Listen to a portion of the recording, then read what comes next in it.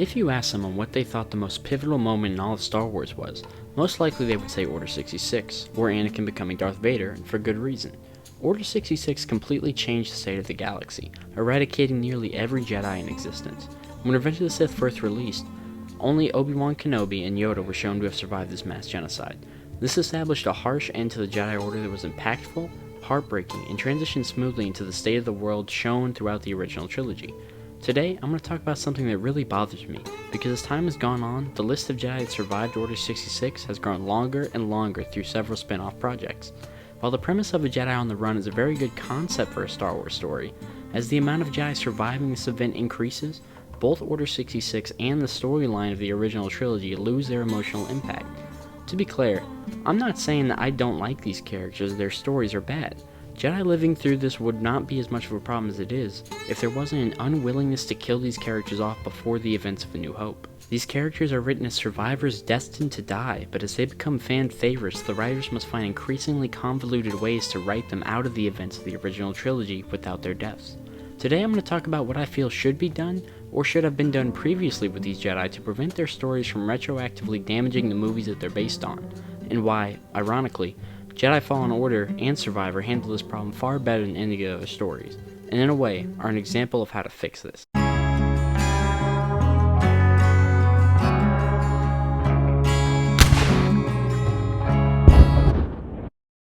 Before we start, just to make it clear, I don't necessarily take issue with having a couple unnamed, relatively weak Jedi survive. I've seen some people say having a lot of Jedi survive Order 66 doesn't take away from it because it kills thousands and has like a 95% success rate. But for the moment, to work as well as it originally did, we need it to be the end of the Jedi having a presence in the galaxy.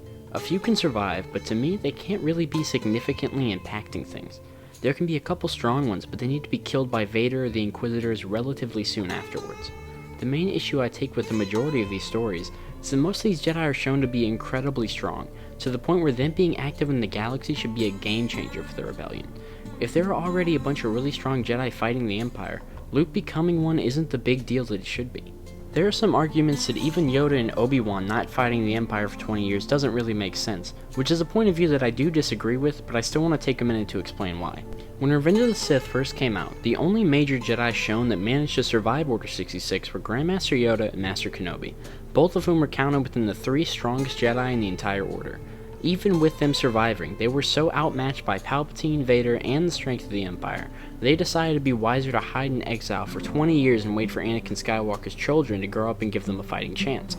Already with what is presented in Episode 3 alone, an argument could be made that this decision doesn't make complete sense. Obi-Wan is shown to be capable of defeating Anakin, and Yoda at a bare minimum is shown to be roughly equal in power to Sidious. Even with only this information, their decision to completely give up on the galaxy is debatably a weak one.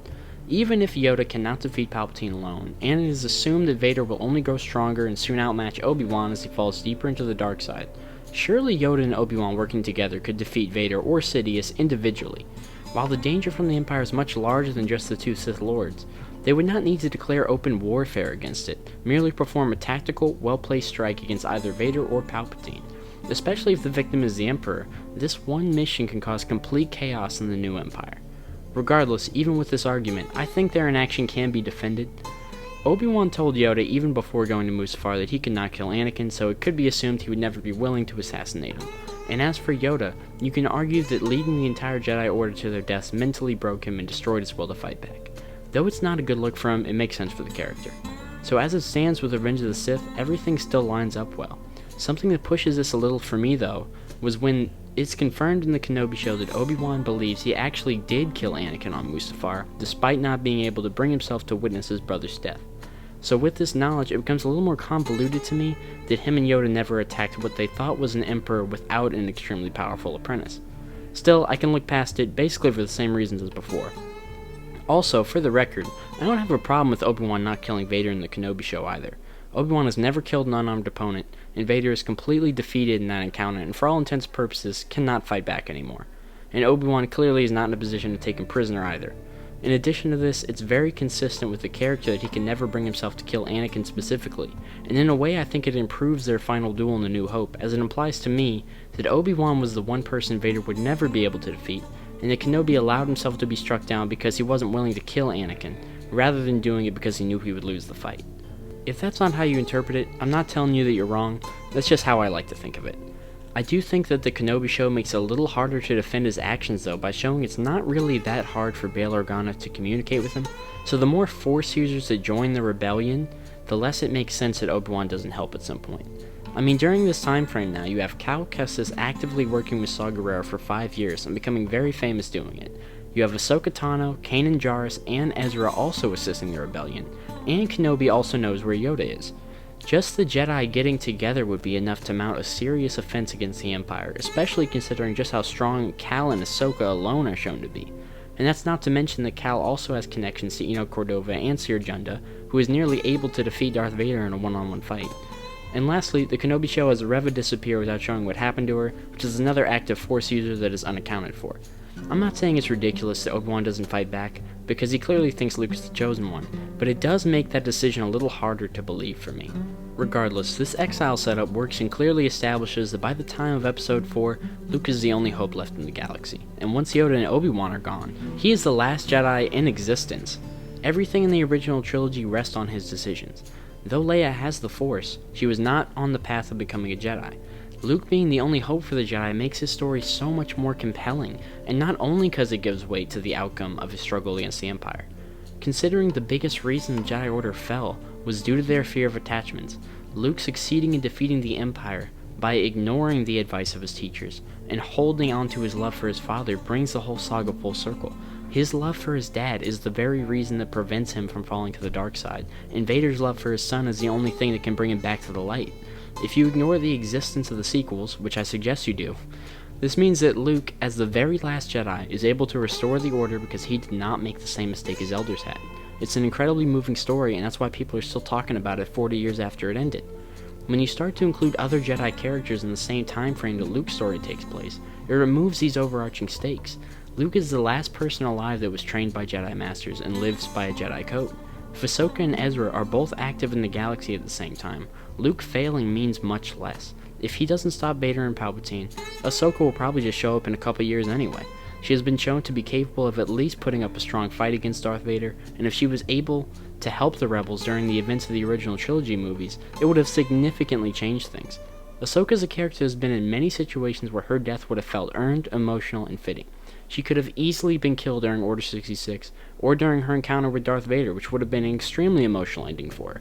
Or if you really didn't want her to die, you could have had her just never come back after leaving the Order, implying she retired from being a Jedi and went on to live a peaceful life. But because the writers weren't willing to end her story in a way that naturally fits in the established timeline, there is still no explanation of where Ahsoka has been this entire time. They even forced time travel into Star Wars to undo her potential death. Her Disney Plus show will likely explain that she was off looking for Ezra, as he has also been mysteriously missing during the events of episodes 6 to 4. But if this is the explanation given, that'll feel pretty dumb to me. Ahsoka was the part of the rebellion and would likely keep in contact with them. There is no way she would not have heard about the Jedi with the same name as her former master, who she is aware is Darth Vader, fighting against the Empire. And there's no way she would ignore it. I think Ahsoka is the only case where I don't have a problem with her nearly matching Vader, and that's because of her personal connection to him. I think if you're going to show that she is that strong though, you need to kill her then and there. Being strong enough to hold your own against Darth Vader needs to be the exception, and the characters that can almost defeat him need to die right there, otherwise they would realize if they just got one more relatively competent Jedi to fight with him, they could take him out. I don't have as much a problem with Ezra as I do with Ahsoka, because Ezra really just isn't very powerful. Even if he's around doing things in the galaxy, it doesn't really make much of a difference overall. Regardless, they really should have just killed him off in the Rebels finale, rather than have him just disappear into deep space. Unless we get a really compelling story in the future about him after this point, this seems like it's not really worth it to keep him floating around. But who knows, maybe I'll have a great story in the Ahsoka show that changed my mind.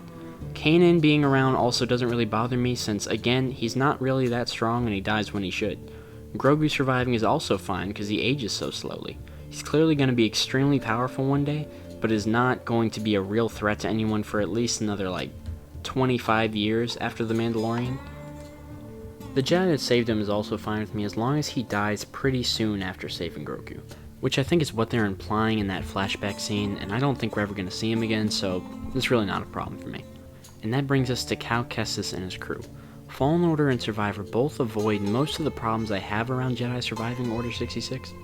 and they do it in different ways. In the first game, Cal is traumatized by what happened to his master, and by the end of the game, he's still barely started to reach the power level a normal Jedi Knight would have. Cere is also handled well because she's scared to use the Force out of fear that she'll be lured to the dark side. Their encounter with Vader in this game is fantastic because it shows that even though Cal is getting stronger and he has Cere to help him, they are completely insignificant next to Vader. This is such a good way to remind people that though Cal is able to accomplish a lot, he is simply not powerful enough to take on the actual threat behind the Empire. Jedi Survivor handles this a lot differently, but just as effectively. Cal is extremely powerful in this game. He takes on a Jedi Master from the High Republic, Ravis, a big-ass tentacle droid, bounty hunters, and the Dark Jedi Bota Kuna.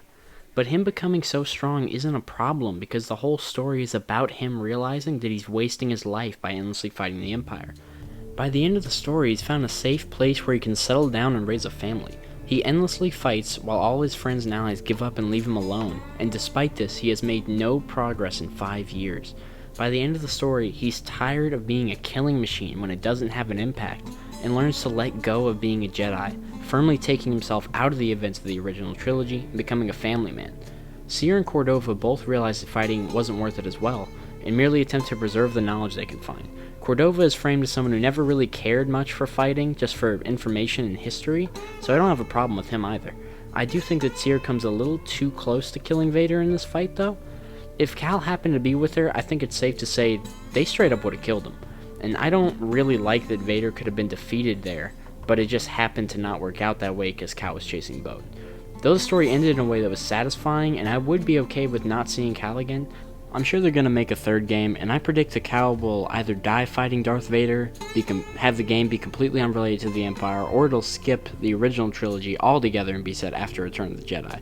I love this game and the story a lot, so I do hope we get another one, and that they handle it as well as the first two.